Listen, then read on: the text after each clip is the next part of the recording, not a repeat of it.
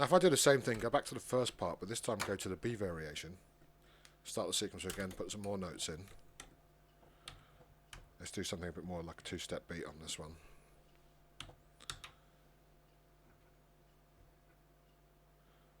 And it's already playing the second part, as you see, because when you set a second part on the first pattern, an AB, it's going to automatically add the second part. So I have to bear that in mind when I'm programming that. But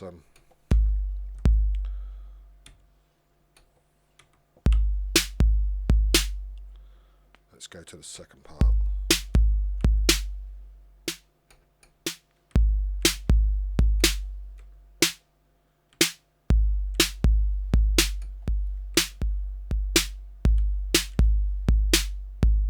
Okay, let's put some hats in on the first part.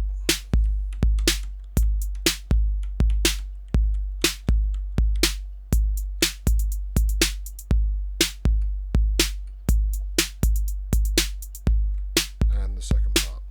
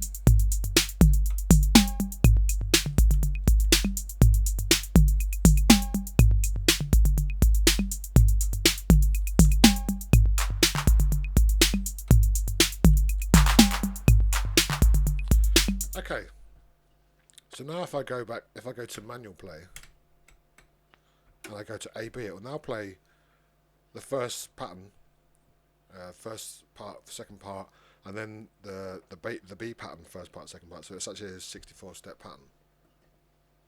If I make sure I'm on the right pattern.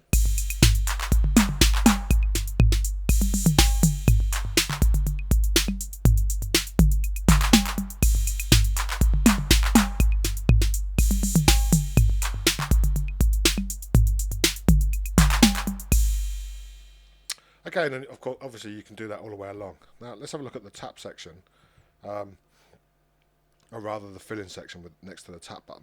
You've got, like I say, you've got 4 patterns here. So if we go to the first part, this is the writing for this is exactly the same, but this time it will be for a fill-in. So you know you want to do some snare rolls or drum rolls or whatever.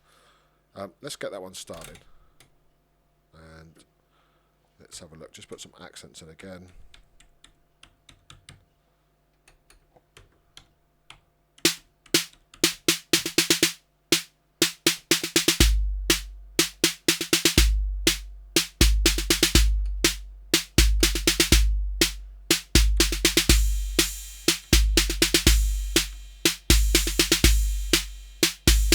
I mean, it's kind of crude, but it'll work. And then we'll set a second part on that as well. So it's the same way.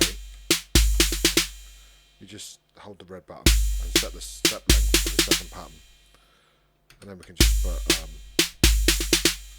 some more accents in there.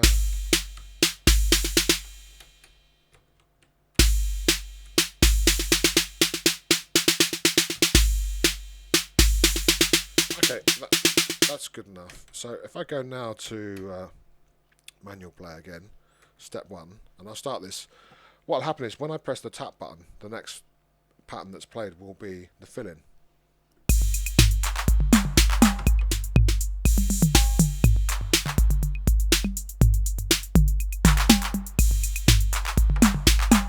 If my fill-in button was working.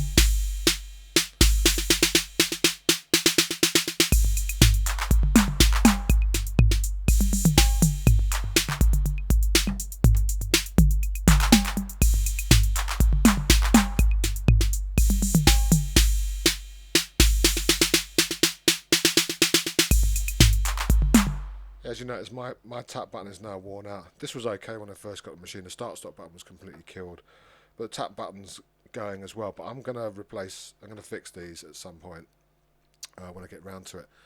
But yeah, so you get the idea. You can just play normal patterns, and you can press the tap button and it'll play one of the fills. You can actually enter notes into the track when it's running with the tap button, but I obviously can't do that because my tap button's a bit worn out. But you've also got this, as I said, you've got the auto filling.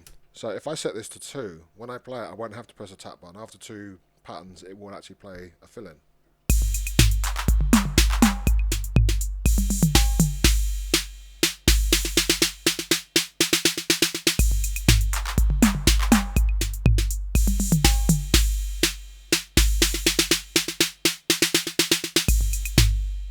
And I'm pretty sure you get the idea there. And of course, you've got variations here as well. You can get a 16 step, but you do not have an A and B setting, so it has to be A or B. And one other thing I noticed when I got this, normally on these Roland step sequencers, when you press a key for the next pattern, it will only change if you press it before the 16th step.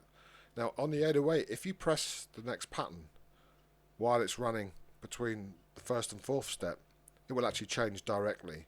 To do that, I'm going to have to make another pattern. I'll just run off a couple of quick ones on 2 and 3, and I won't make 64 steps. I'll just do some 16 step ones, make life a little bit quicker and easier. Oh, I've got the A and B on. Let's turn that off. Okay. So I'll just put some bass drums here, and on the second pattern, I'll put some snare drums. So let's see. Number 3, let's start that off.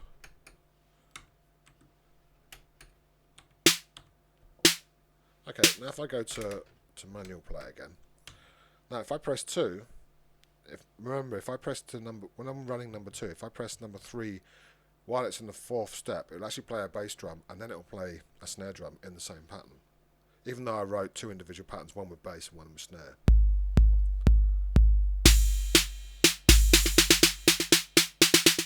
Oh, I've got the auto fill in. I forgot to turn that off, sorry.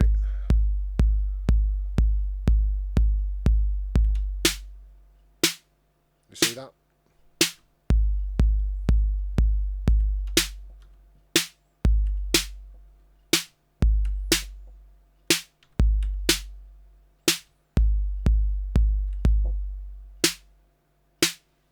So yeah, I mean, if you press it, that's quite a neat feature if you're a bit late on pressing the change the pattern. Although it will play the start of the pattern it's currently playing right up to step number 4. And I think that about wraps it up. Like I say, you've got the tempo. I guess it's kind of pointless to show you that. I think you know what tempo does. And yeah, that's it for this time.